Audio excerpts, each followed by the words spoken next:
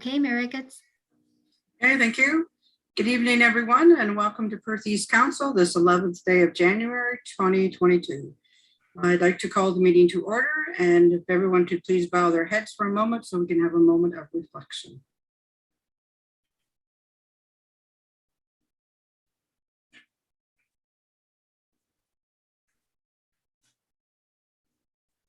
Thank you. I need a motion to confirm the agenda. Moved by Amanda. Second by Daryl. All in favor? Carried. Okay, if you have pecuniary interest, you can disclose it now or as the meeting goes along. We have 10 items in our consent agenda. Is there any item that anyone would have questions on or they'd like to see pulled? Nope. Okay, so we need a motion to receive them for information. Moved by Jeremy. Second by Daryl. All in favor? Carried. Okay, we do have a delegation tonight. We have Malcolm Stephen and Blake Ellis from Waterloo Cycle with us this evening. And gentlemen, the floor is yours. Fabulous. Thank you so much. I'll just take a moment and bring up on our screen the presentation we put together, and hopefully I can find it in my platform here. If you just bear with me, Palace.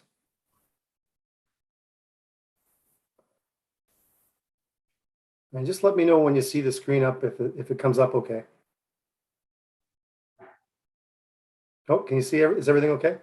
It's not up. No, it's not up. Your screen sharing. You have to click the link, Mel.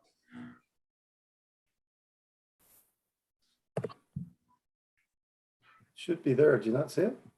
No. We see an email. Oh, so I've clicked on the link too.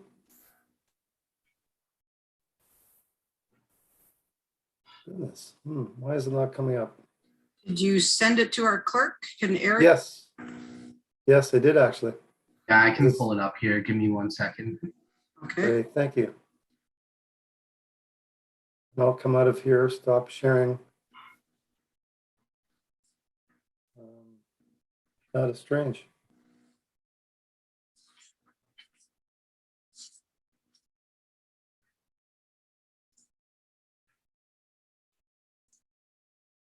There we go. Great, thank you.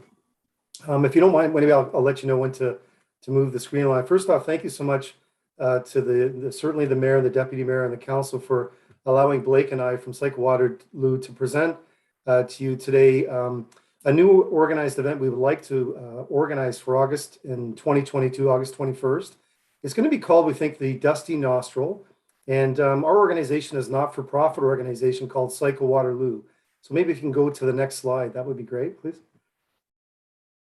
What we are really and who we are is that we've organized events for at least 10 plus years in the region of Waterloo, mainly with organized events such as, which is not on the screen, but the Tour de Waterloo, which I believe way back when went through part of your the south side or the east side of certainly your township.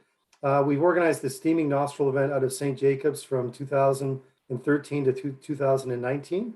That was an annual cross and mountain bike event, a rural gravel road that had about 300 plus participants each year, which was held in early April for Jeremy's benefit, a very, very cold time of the year to be running a gravel event. We had some very, very difficult conditions for a couple of years in a row. One nice year, but usually very quite cold. We've also run the KW Classic, an Ontario Oak Cup event, which is through the Ontario Cycling Association. We've organized that since 2012. It's also going to be this year in 2022 in June, the Ontario Provincial Road Championships. And that's been run out of Hawksville but it has about a 28-year history. But Blake and I have been doing it since about 2012 and organizing that event. We also have organized the last number of years in Kitchener and also down in Galt, the Kitchener Twilight Grand Prix and the Fieldstone Criterium of Cambridge cycling events. They were Cycling Canada sanctioned events that if you don't know a lot about cycling, a criterium is usually held on a course that's about 1.2 kilometers in duration, that's in city streets with a very heavy spectator base and really fast racers, and completely closed to any vehicles, barricades, all those things. So we've been running that for a number of years. Unfortunately, because of COVID, we've had to pull back on that. And also even this summer, we're postponing it again because one of the roads on the course down by Victoria Park is completely closed for the whole year due to a new condominium being constructed. As anybody knows, Kitchener has a lot of construction going on in the area right now, close to downtown. Blake and I also had a chance to work in the Pan Am road race and time trial course out of Toronto and Milton, in both the vehicle caravan and organizing of that, as well as in the timing area. And we're volunteers in that event. So we've been very heavily involved in organizing in the cycling area of Ontario and here in Southwestern Ontario for many, many years and have a lot of experience. So next slide, please. Here's just some quick photographs we put in for the steaming nostril out of St. Jacobs. We've run those. The reason we put this up is because it does show some of the gravel roads that we've been on in the past. And as you can see, the snow conditions, April can be very, very tough. I always maintain that some of these cyclists are some of the toughest cyclists out there. They really will ride in any conditions. Quite amazing what they'll go through. And we also had the ability to utilize one of our Mennonite farmers near St. Jacobs allowed us to take the bikes in through trails along the river on his property, which really added a very unique flavor to that particular race. And we had some great feedback. It was a wonderful event, but again, the last year we ran it was extremely difficult conditions with 40-kilometer-an-hour winds, -1, raining. We had some really cold riders at the end of that ride. So it's just a tough time of the year in April. We always felt we were going to get better conditions, but it didn't seem to come that way. Now, hence the reason for August. So maybe the next slide, please. The next slide here shows you some pictures of our road events. As an example, if anyone has not had the chance to see or witness road events, they're really quite exciting with pelotons that form together. Usually there are various categories of racers at the O Cups, all the way from elite pros to down to youth divisions, female and male, masters categories. And we have some great events and some great finish line sprints in Hawksville every year. So we're looking forward to the provincials in June there again. Next slide, please. A little bit on our vision and our mission as Cyclewell. Again, I really need to reiterate, we are a not-for-profit, formally a not-for-profit. It's set up legally. We organize mass professional related types of events in both the Waterloo and surrounding regions. We also believe in promoting cycling and sport tourism in Southwestern Ontario. We think it's really important. You've got a great rail trail that comes right through your township as well as Milverton, and it's certainly heavily used, but I believe could be used more by more people that travel to this region and ride up to Goderich and take advantage of that. We also certainly try to align our cycling events to promote healthy, active communities. We really believe that more than ever because of the pandemic. As anyone that may be involved in cycling, the last 2 years have been major increase in the number of cyclists from families and people buying bikes and really trying to become more active with all the lockdowns and the closures. We encourage youth participation in cycling as a sport. Again, we organize provincial and national level sanctioned cycling events. We always encourage safe cycling practices. We've been involved, Blake and I, for many, many years with the Waterloo Cycling Club, who also is connected to the Waterloo Regional Police Service about the Thumbs Up campaign to help safety around road cycling in the region. We also partner with local government stakeholders whenever necessary. We were asked to be involved with the Canada Games submission a couple of years ago in the region. And Blake and I organized and put together the course map that we felt we would need to use for those submissions, which means time trial events, a road event, and criterion for a number of the different disciplines. And last but not least, which is also important, we really do strive to work with the communities that we set up our events in. So there's an economic benefit to the host community. And I think Blake is going to cover some of those things on that front. It's not just about the tourism side, but also, can we spend some of the things we need to buy locally in the Milverton area or certainly the township area, that things like prizes, is there any benefits we can help with business that may want to get involved, those kinds of things as well. So next slide, please. And I'll let Blake take over from here. To the end. So just talking about the race itself, we're going to start, the race is going to go from 9 a.m. to 5 p.m. during the day. Registration will open up roughly about 7:38 in the morning. And basically all we're doing is using the gravel roads and the rail trail section in that 21-kilometer loop. We'll have a short section, probably about 2.5 kilometers of asphalt, but outside of that, it's all gravel and rail trail. The other thing that we've done with all of our races, we are OCA, or Ontario Cycling Association, insured. So the township of the region of Milverton and the town of Milverton, we have $5 million in liability insurance. So everything's covered. So we're pretty good with that. One of the things we are looking forward to is having roughly about 300 participants in the first year. We think we can grow that tremendously over the next couple of years and probably get to 500 to 800 participants in the event. So our Tour de Waterloo event, when we had it a number of years ago, we had upwards of 750 to 1,000 people in the event. So we believe that we'll definitely be in that category of 500 to 800 people in the next couple of years. The OCA, we have promoted it through the OCA, the Ontario Cycling Association. We do use social media and channels to help kind of grow our event through the cycling community. The other thing we're doing is we're going to have a number of different categories in the event. So we're going to have solo teams. So if you want to do it solo for 8 hours, you can. And there's lots of people who will sign up and do it solo. We'll have a mixed team of 2, or you can do it as 2 men, 2 female. We'll have 4-person teams. We'll have youth. And one of the neat things we're going to do is like a 4-person time trial. So what that is all 4 people have to do it at the same time for 8 hours. So basically what happens is the slowest person in your group is as fast as you can go. So it's kind of a neat little concept that we've added to it. We also have a full traffic management plan that we'll put together, and Malcolm and I will touch base with the OPP and just kind of go through some details just to make sure that they don't need to have someone on the course just for liability reasons. We use Odyssey Medical for all of our first aid for all of the Ontario Cycling Association events. So we will have them there, and they'll be contracted by us to look after any issues that might happen. We'll also have VeloFix, who's a local bike shop, which is mobile, and we'll have Shimano, which is one of the largest companies in the world in the bike industry. They're also assisting us. Next slide, please. So for the budget, basically, we have everything covered with our own expenses. So the recreation complex will be covered by us. We'll look after paying everything that is needed there. Signage, food, participants, the Ontario Cycling Association. We cover all that through either sponsorship or through our registration that we get from participants. We think it's a great way to promote your area through tourism and having people come into town, maybe eat and have some drinks there. One of the biggest things that Malcolm and I always believe in is supporting the local area. And one of the greatest things that we've done with Hawksville is they raise about $3,000 a year through selling food and a bake sale that they have every year at our event there. And it's been their biggest fundraiser all the way through for the last 10 years that we've been basically operating out of Hawksville.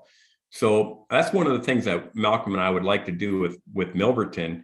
If by any chance we can add some kind of value through maybe a pancake breakfast or a lunch or even maple syrup. We gave maple syrup away every year in the Steamy Nostril as the first and second place prizes. So we were thinking maybe there's a local producer of maple syrup that we can tap into and get some maple syrup from that person locally, and therefore give it away at our events. Like we buy that and then give it away at our events.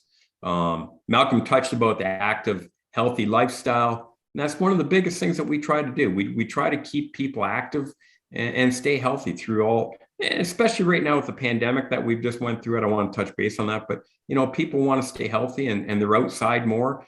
Bikes have sold at a phenomenal level. And that's one of our biggest things, getting everybody involved in outdoor activities. Next slide, please. So that's the little route. It's 21 kilometers, rail trail, and then the gravel roads that are right there. And then we go around the arena just for a short little loop because we're going to have a timing booth in behind the arena. And that is going to be right by the pool area.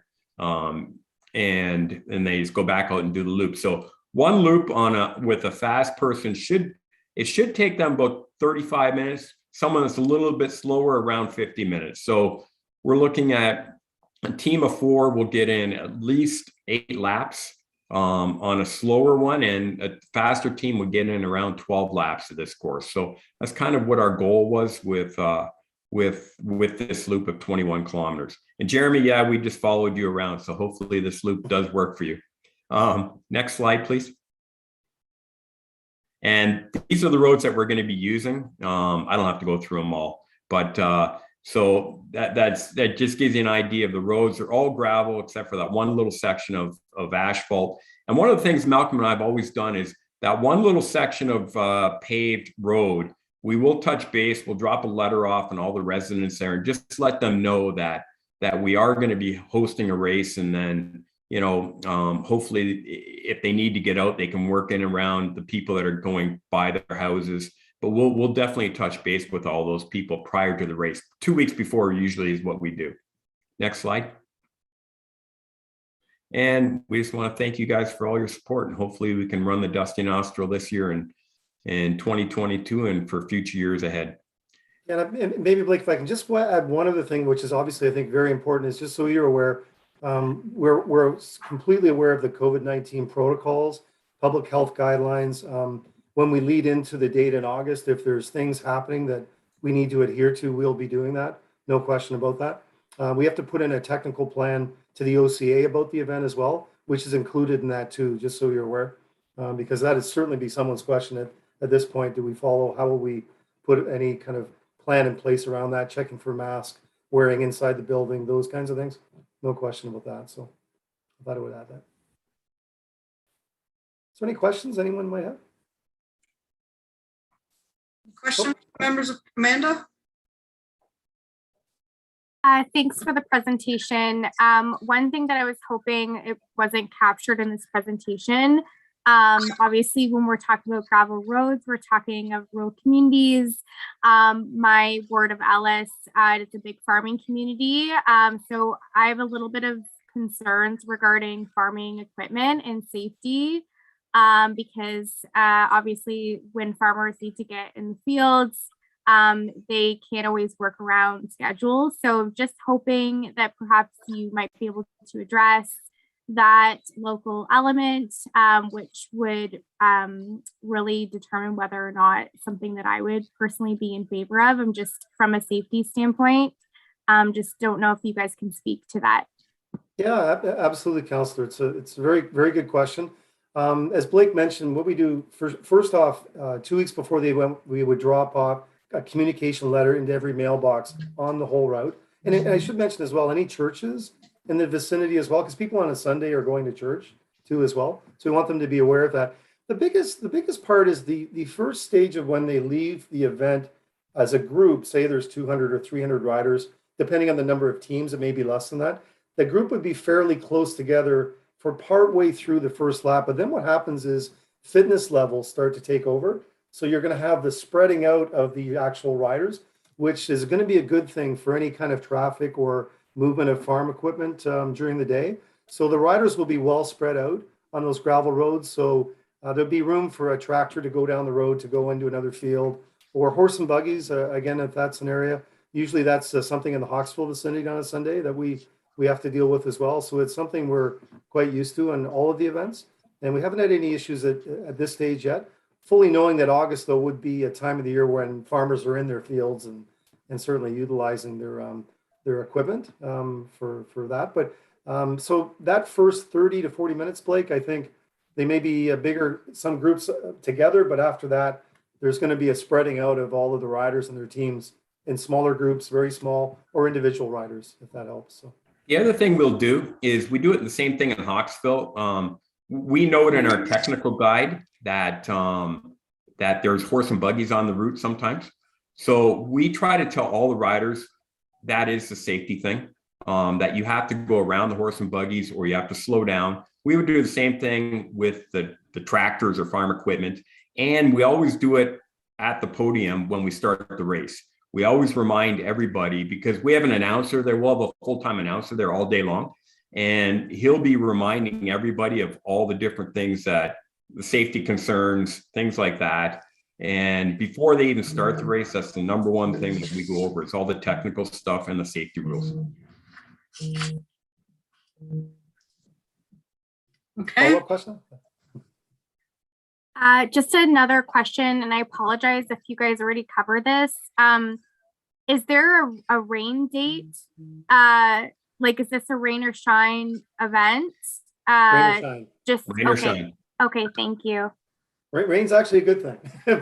They don't mind a little bit of mud when it happens. And also I should mention as well, about Blake, 8 kilometers of this course is actually on rail trail from a standpoint of the farm equipment, things like that. So a good section is on rail trail too as well. okay, anyone else? Jerry? Thanks a lot for the presentation. I think this is a great opportunity for the township and for our area. Just the stagings at the Perk, and this will be more for Becky, a manager at the Perk. The construction of our new pavilion that's supposed to be happening hopefully as soon as we can. I'm hoping that won't interfere with any of that. And Becky, you can answer that in 1 second. There's, you mentioned about as well food. I'm not sure if you invite other, businesses such as food trucks to come down. That would be perhaps a great opportunity there, Malcolm, for that, and whatever your plan is for food. But yeah, my biggest concern there is the pavilion construction that's going to be happening. So hopefully that can be covered. But what a great initiative. I'm looking forward to seeing a lot of bikes. Thank you. Yeah, I can just answer that, Jerry. The construction of the pavilion will be done by May, so they'll actually be able to use the pavilion for the event. As Malcolm and Blake had commented, it's kind of a family event as well, where their families will be coming and hanging out as their husbands, wives, children are doing the race itself. So they'll be hanging out at the Perk then, using the pavilion and that. So that definitely will not be an issue. I also spoke to them in regards to possibly food trucks or bringing in, whether it's the Optimist Club or Lions Club or church group or youth group that wants to do food for the event as well, so that there's an opportunity for money staying in the community as well then. Thank you. Okay, Thank you. Thank you. Andrew? No, sounds like a lot of work. I had the benefit of sitting Mr. Stephen and Mr. Ellis at a conference once where the head guru, and his name escapes me, from Amsterdam biking, 60,000 commuters a day, right? Awesome stuff. They plow that first. His biggest takeaway, besides saying no one wears spandex, is the first thing he said to open his comments. But he had said that they actually separate bicycles from the traffic through either a line of parked cars or even pedestrian traffic to keep the bicyclists safe. So I'm wondering, would this be single file bike riding, or what would the orientation of the groups bicyclists be? Yeah, the cyclists, once they start to spread out, they won't be single file as they leave, because it is a timed event. So it's a race kind of event. However, as I mentioned, based on our experience doing this for a long period of time, we think about 30 to 35 minutes in, you're going to see starting the breakup based on fitness levels. So it really does become spread out. And the single file is really, in a lot of cases, will be like that because of the drafting effect, especially as you know, Jeremy would know this, in August, sometimes you get those winds from the south or whatever in open fields. So getting behind another rider really does help you from a standpoint of saving your fitness to not pull the other guy as far or girl behind you. So that'll be a factor as well, but they would be single file at that stages, but at cases, there'll be smaller groups that may form. But we don't see that as an issue on a Sunday. Traffic's usually lighter on Sundays than it is on a Saturday. And I think even on these, based on our steaming nostril experience, the St. Jacobs region, which went 68 kilometers out. So we took out lots of farming communities. So it was a big loop course. Different than this one, was on these kinds of roads, and it was never an issue at all. And we had, on that course, we had a lot of police coverage, Waterloo Regional Police and all those things in place because of the size and length of the course. But we do see single file when it's the drafting effect for sure, to get through this. So, I don't know if that helps. Jeremy? Well, I'm pretty excited about this if it happens. And I did have an initial conversation. I'm part of the local Lions Club as well as the business association. You had mentioned earlier about some prizes and such. I'd like to make sure if this event goes forward, I'd like to make sure I keep in touch with the two of you because I am the president of the business association in Milverton. I can make sure that we have some prizes that are local. And I did reach out to the Lions Club when I first saw this presentation come forward.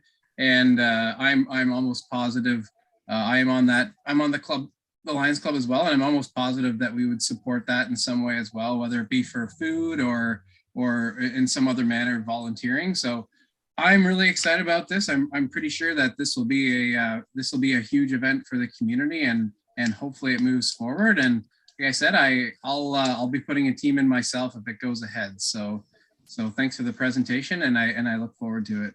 Thanks, Jeremy. We'll definitely stay in touch. Yeah, for sure.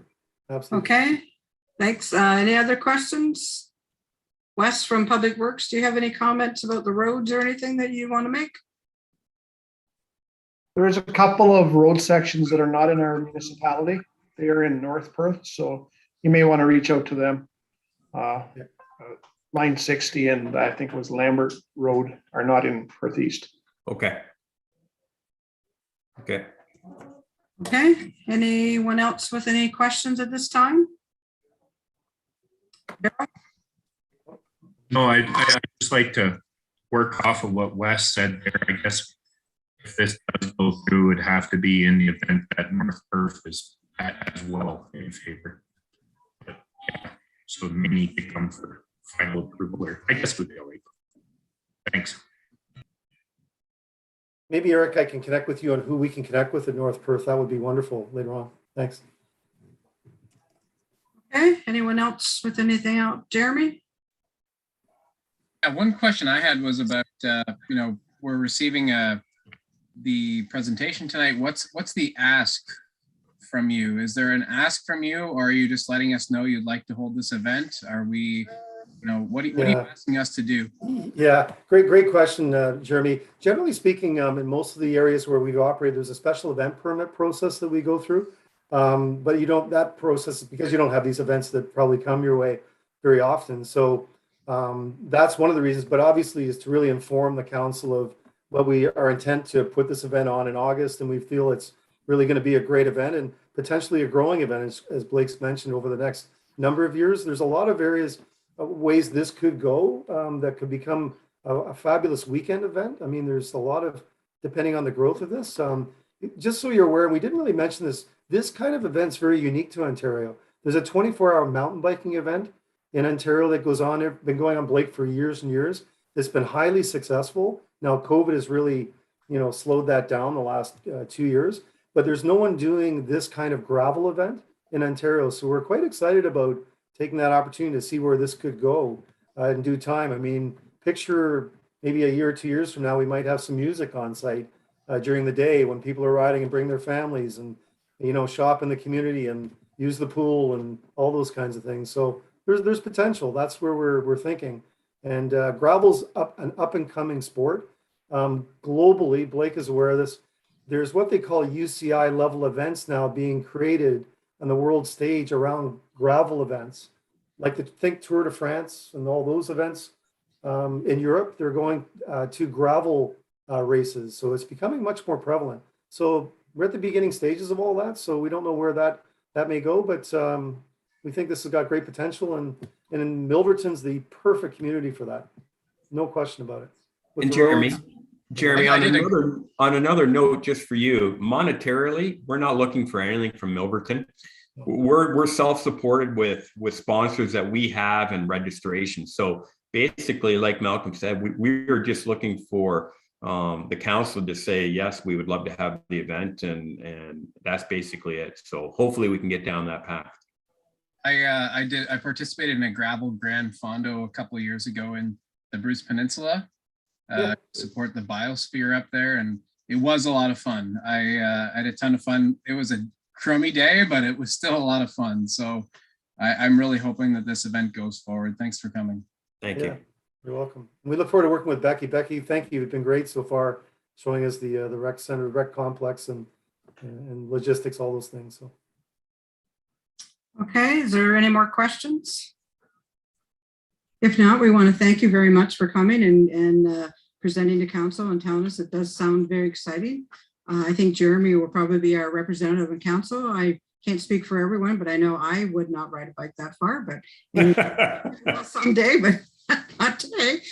But we do thank you. We thank you for picking Milverton. That's great that you want to come to our community to start this. You know, we really appreciate that. So I'm sure Becky will help you out in any way she can. And yeah, council will look at this at under new business is when we do delegations. But I'm fabulous. Thank you, Mayor Rhonda, and then the whole council. And if any other questions come up after, by all means, reach out through to us directly, either through Jeremy or Eric as well. Happy to answer all those things. It's all about putting on a really safe, great, fun event that people enjoy. That's great for the community, great for the participants. That's what we really strive to put on, and we're looking forward to it. It's exciting. We're looking forward to putting on an event when the weather's nicer too, rather than April. It's freezing. okay. Yeah. Well, thanks again, gentlemen. Thank you. Okay. Thank you. Okay. And I guess we can leave now, I'm sure. You're welcome to leave, or you're welcome to stay too, if you wish. Okay. Whatever Stay for you a bit. want to do. Thanks. Okay, so moving on in our meeting, we do have a public meeting. So I declare this virtual public meeting to be open. This virtual public meeting is being held to consider proposed zoning bylaw amendment affecting property currently owned by Vaness Farms Limited, care of John and Marg Vaness, concession 2, lot 23, Ellis Ward, 4903, line 36. This virtual meeting is an opportunity for the township to advise the public of the purpose and intent of the amendment and receive their input prior to considering adoption of an implementing bylaw.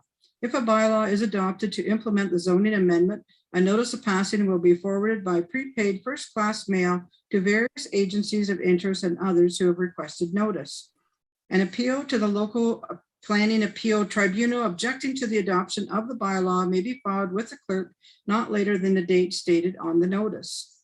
Any person attending this meeting who wishes to receive written notice of a bylaw passed to implement the amendment is asked to give their name and mailing address to the clerk following this meeting. No written notice, except as previously noted, will be given unless requested by email following the meeting. Due to COVID-19, public meeting procedures have been adjusted to adhere to provincial guidelines for holding electronic meetings. Any person who wished to be heard regarding this matter was asked to register prior to this meeting by the deadline of Monday, January 10, 2022 at 12 noon with the municipal clerk. I will now call on Perth County Planner Melissa Gassick to present the planning report and recommendations. Welcome, Melissa, and the floor is yours. Good evening, everyone. I'm just going to share my screen here. Do you see it? Yes, we do. Okay. So tonight I will be presenting an application, as you said, Madam Mayor, earlier, to rezone the land at 4903 line 36 in Perth East. The image on the right shows the extent of the rezoning amendment and the accompanying Schedule A of the zoning bylaw. So this rezoning application is required as a condition of consent file B2621. And this consent received conditional approval from the county. And it was endorsed rather by Perth East Council on September 9th and approved by September 16th by the county's manager of planning. Condition number 8 of this consent B26 requires that the land, both lands severed and retained, be rezoned. The next slide. This slide shows that severed and retained parcels will be rezoned to A1 and A5 respectively, and the severed portion, which is 0.3 hectares, as shown on the table, will only be used for non-farm residential purposes, single detached dwelling, home occupation, bed and breakfast establishment, while also allowing accessory uses. And on the retained lands, there will be a prohibition on any new residential dwellings from being constructed. This site-specific zoning will ensure conformity with section 5631 of the County of Perth official plan and consistency with section 2341C of the PPS. Thank you. I would be happy to answer any questions you might have. Okay. No one registered to make presentation or speak in opposition of the application. No one registered to make a presentation or speak in support of the application other than the applicant or the applicant's agent. The applicant or the applicant's agent did not register to speak with respect to this application. Are there any questions from members of council? Oh, okay. Council will consider a resolution regarding the planning report recommendation following the conclusion of the virtual public meeting. Bylaw number 211-2021 to implement the approval of the zoning application will be considered following the conclusion of the virtual public meeting. The virtual public meeting is now concluded and will continue with the regular meeting of council. Okay, so we do have a motion. And the motion is that the Council of the Township of Perth East receive the report dated January 11, 2022, prepared by the planner entitled Zoning Bylaw Amendment Number D14-Z11-2021-PE pertaining to the lands at Lot 23, Concession 2, Ellis Ward, 4903, line 36 for information. And that Council approves Zoning Bylaw Amendment Z11-2021 submitted by Van Ness Farms Limited as follows. Number one, that the area shown in hatching on the attached map and described as Lot 23, Concession 2, Ellis Ward in the Township of Perth East shall be removed from the agricultural zone of bylaw number 30-1999 and shall be subject to the provisions of section 6.9.1 of bylaw number 30-1999 as hereinafter set forth. The zoning of this land shall be shown as A-1 on key map 43 of Schedule A to bylaw number 30-1999 as amended. And number two, that the area shown in stripping on the attached map and described as Lot 23, Concession 2, Ellis Ward in the Township of Perth East shall be removed from the agricultural zone of bylaw number 30-1999 and shall be subject to the provisions of section 6.9.5 of bylaw number 30-1999 as hereinafter set forth. The zoning of this land shall be shown as A-5 on key map 43 of Schedule A to bylaw number 30-1999 as amended. So I need a mover and a seconder for that motion. Moved by Andrew, second by Jeremy. Any questions or comments? All in favor? Carried. Okay, we have no public hearings. The next under planning, we have an application for consent to sever a farm dwelling by Klooster Farms Limited, care of Wayne Klooster. And Melissa, the floor is yours. Thank you.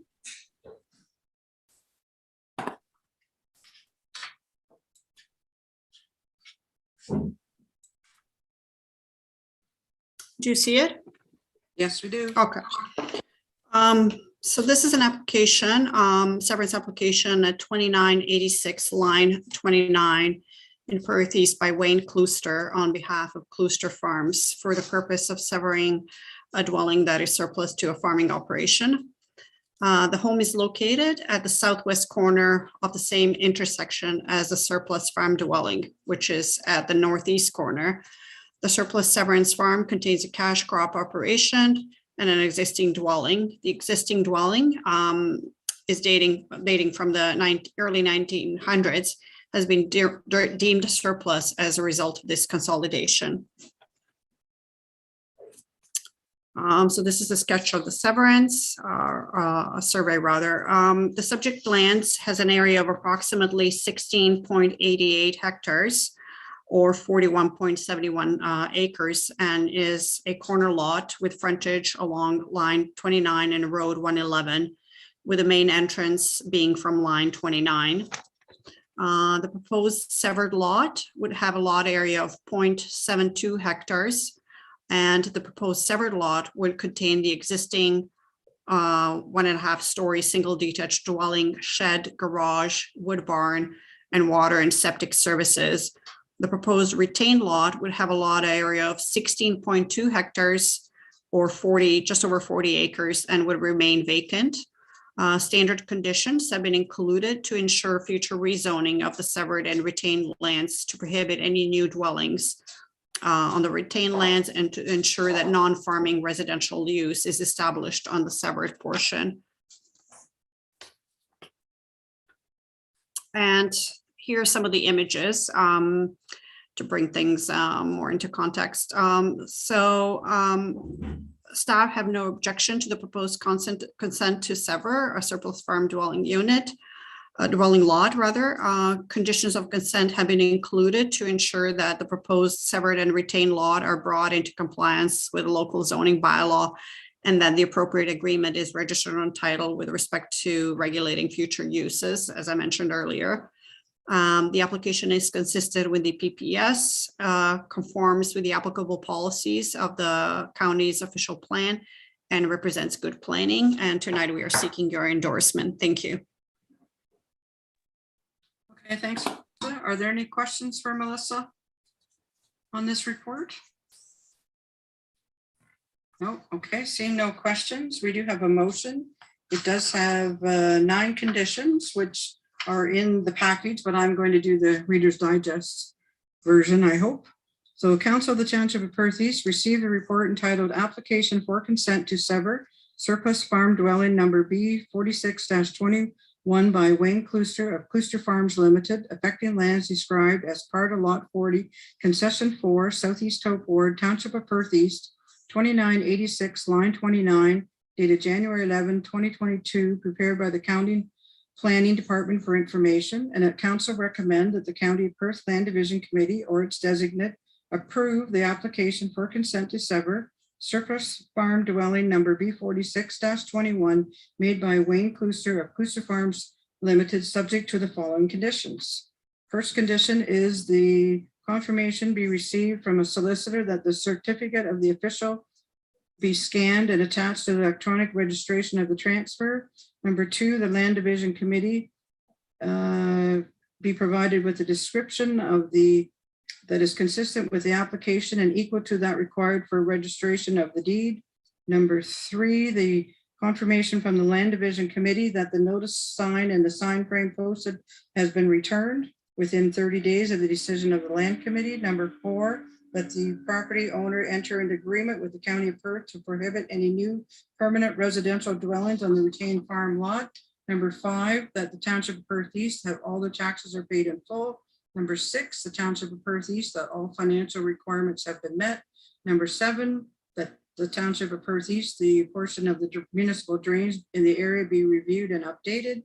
Number 8, confirmation be received by Township of Perth East that an amendment to the Township of Perth East implementing zoning bylaw has been adopted to zone the proposed severed lot to permit only a dwelling and accessory uses. And number 9, that confirmation be received from Township of Perth East that the retained farm lot has been assigned a municipal address and the lot contains a municipal address sign with the cost of any new signs borne by the applicants. So we need a mover and a seconder to move that. Moved by Jerry. Second by Amanda. Is there any more comments or questions? All in favor? Carried. Great, thanks, Melissa. Now we'll move on to our other planning. We have the consent for sever surplus farm dwelling by Van Meer Farms Limited. And Adam, the floor is yours. Thank you, Your Worship. Good evening, members of council, and Happy New Year. And I'd like to walk council briefly through this application.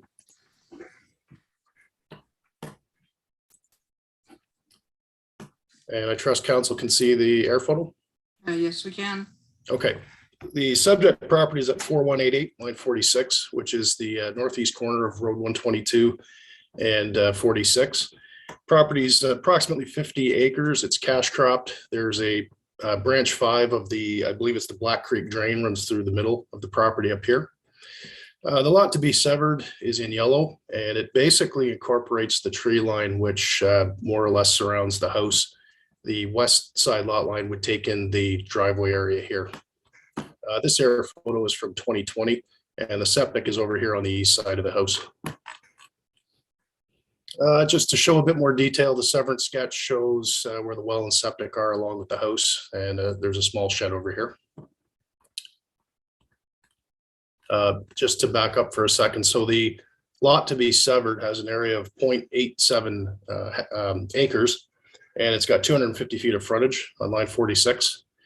The retained lot would have just under 50 acres of area, 3,400 feet of frontage on road 122, and 420 feet of broken frontage on 46 at the south end.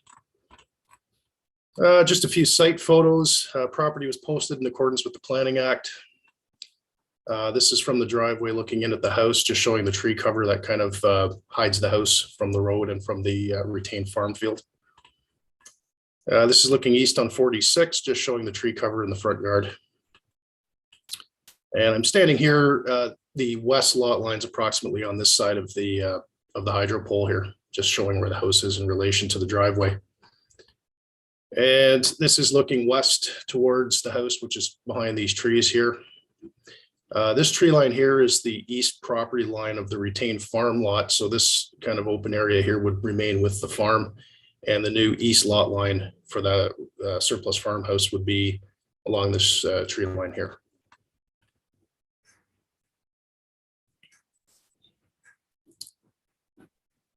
So staff have reviewed this application against the applicable policies in the official plan. We have no objection and recommend approval of the application subject to the conditions as outlined in the staff report. And I'd be happy to answer any questions that council may have. Thank you.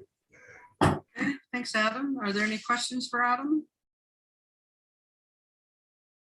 Okay, seeing no questions. Yeah, once again, we have a resolution. It is in our package, and I will give the Reader's Digest of the conditions. So the motion is that the Council of the Township of Perth East receive the report entitled Consent to Sever Surplus Farm Dwelling B48-21 affecting lands described as Part Lot 5, Concession 11, Ellis Ward, 4188, line 46 from the Senior Planner dated January 11, 2022 for information.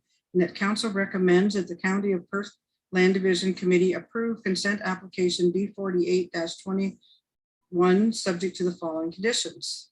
First condition is that the confirmation be received from a solicitor that the certificate of the official will be scanned and attached to the electronic registration of the transfer. Number 2, the Land Division Committee be provided with a description as consistent with the application and equal to that required for registration of the deed or transfer. Number 3, confirmation received by the Land Division Committee that the sign and the sign frame posted has been returned, issuing municipality within 30 days of the decision of the Land Committee. Number 4, that confirmation be received that the property owner has entered into an agreement with the County of Perth to prohibit any new permanent resident dwellings in the retained farm lot. Number 5, that the taxes have all been paid in full to the Township of Perth East. Number 6, that the financial requirements of the Township of Perth East have all been met. Number 7, Township of Perth East drains are updated and reviewed. Number 8, confirmation received from Township of Perth East that the implementing zoning bylaw has been adopted to zone the proposed severed lot to permit only a dwelling and accessory uses. And number 9, that confirmation from the Township of Perth East, the retained farm lot has been assigned a municipal address and the lot contains a municipal address sign with the cost of any of the new signage being borne by the applicants. Okay, you moving, Jeremy? Moved by Jeremy. Second by Carol. Comments or questions? All in favor? Carried. Great, thanks, Adam. You're welcome. Thank you, Your Worship, members of council, and have a good evening. Yep, have a good night. Moving on, we have no reports from the CAO, the clerk, finance, public works, building, recreation, and community services, fire. We have no correspondence. So now we are at the mayor's meeting log. It's attached. You can see where and what I did in the month of December. Is there any questions on any of that? Is there any council reports that anyone wishes to bring forward at this time? No? Okay, then we need a motion to accept the meeting log.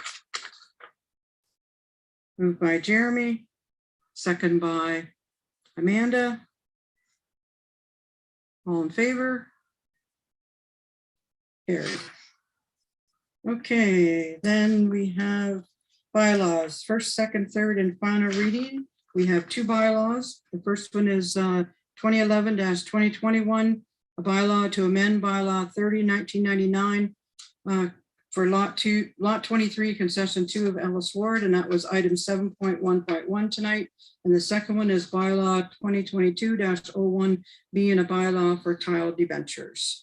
And these bylaws are to be read a first, second, third, and final time. Moved by Carol, second by Hugh. All in favor? Carried. Okay, we have no need for a closed session. Do we have any notice of motions? Any new business? We do have the one item from the group tonight. So the motion I have here is that Council of Township Perth East receive the presentation from Malcolm Stephen and Blake Ellis Cycle Waterloo Dusty Nostril 8-hour gravel event, August 2022 for information. Do we need to put in there that council approves? Or what do we need? That's one thing when Jeremy asked what they asked for, they were looking for our approval. Or do we just need to receive it for information? Andrew? I'm not really sure. Yeah, what they're asking for. It's not like a rental or a parade. It's kind of a different thing. Yeah, there's a lot of moving parts to this too. That I'm not sure. What if we defer until we hear back from our friends at North Perth, and then we can all maybe digest this a little bit after seeing the presentation. I don't know if anybody else has got any comments, but looks like a good gig. I'm a little concerned about the safety issue and what would follow after that. Staff time being put into this. How are we going to recoup any costs if the perk area is used? You know, it's there's a few moving parts to this, so maybe give us a time to kind of mull it over and you know, hopefully we can support them if everything lines up, but let's maybe see what North Perth has to say too. So there's a lot of time. It's August, right? So it's not like it has to, they're doing it next week. Thanks. Okay, Daryl? No, yeah, for sure. It's something I flip-flop back and forth. Of course, Milverton area is a good area on a Sunday.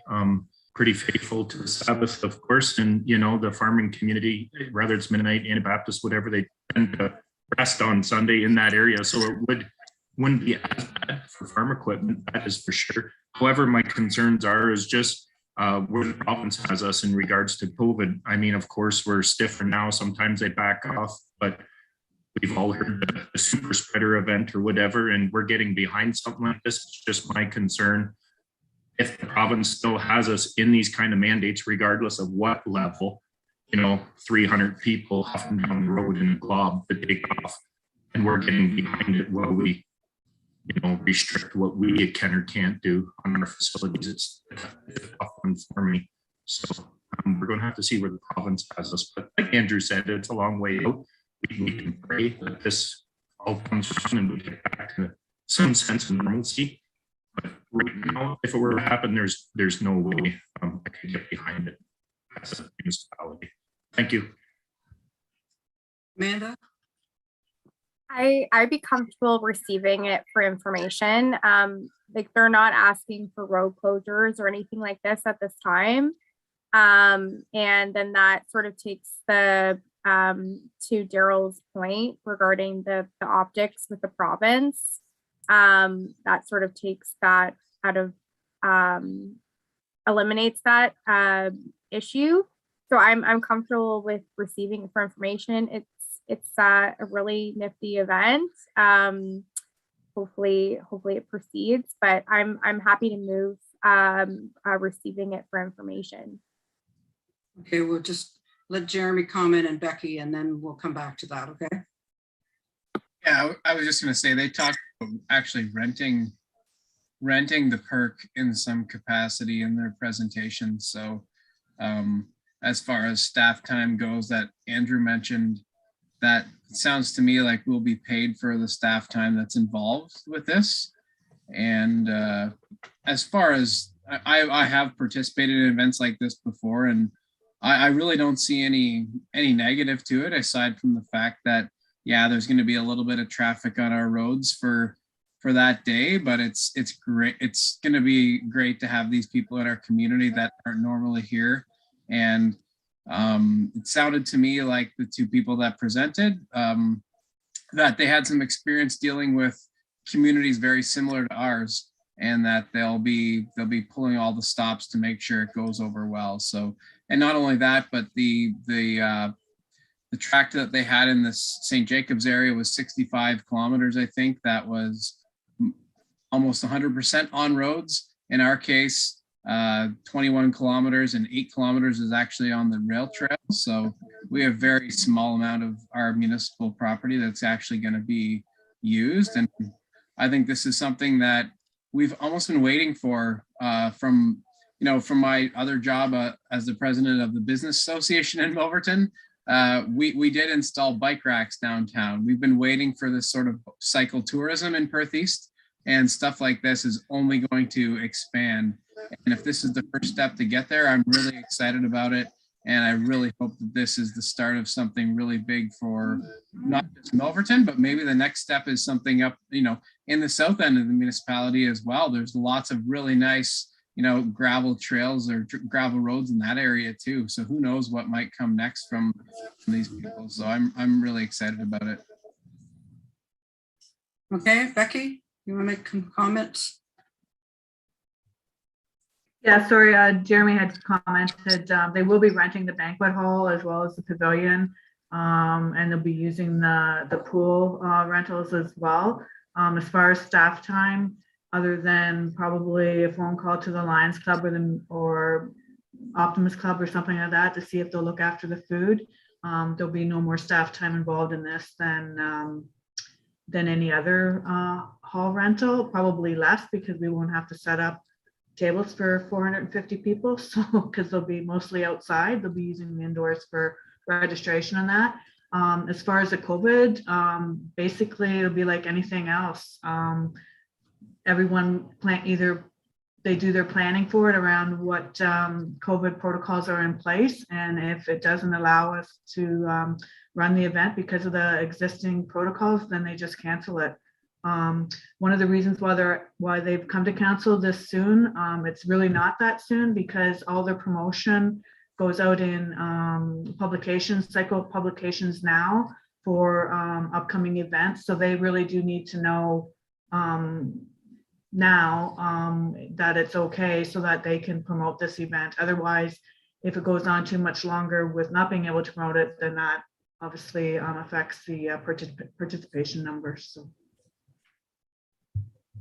Okay, so staff can bring back a follow-up report, and they'll have the normal conditions that we'd have, which will be insurance and notice and et cetera. So if you wanted, going back to Amanda, she wanted to move this for information. Amanda, do you still wish to do that? Yes, thank you. So moved by Amanda. And Jerry, do you want to second it? Okay. All right. Jeremy? Becky, if you could forward their information to me, I can take it to the MBA and to the Lions Club as well about supporting the initiative as well. Okay, so all in favor then to receive it for information? Carried.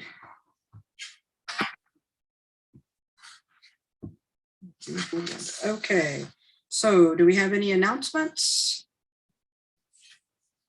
No announcements. Then we have the confirm. One, Sorry, Jerry, go ahead. I'm going to be a grandfather next July. Oh, congratulations. First time. Exciting. Congratulations. Anyone else have any announcements? Good job, Jerry.